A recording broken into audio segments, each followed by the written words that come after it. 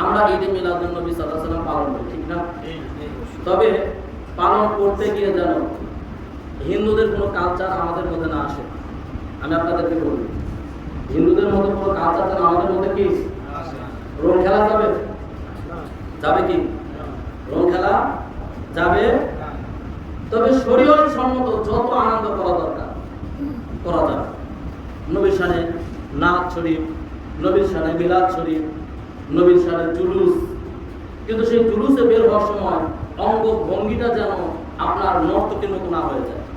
কিসের মতো? নর্তকীদের মতো না হয়ে যায়। আমরা জুলুস করব, আমরা কি করব? জুলুস করব।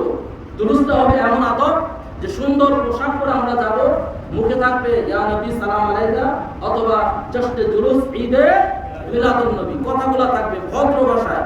কি ভাষায়? ভদ্র ভাষায়। স্মার্ট ইসলাম, স্মার্ট ইসলাম, ভদ্র ইসলাম। আনস্মার্ট না, ইসলাম অভদ্র।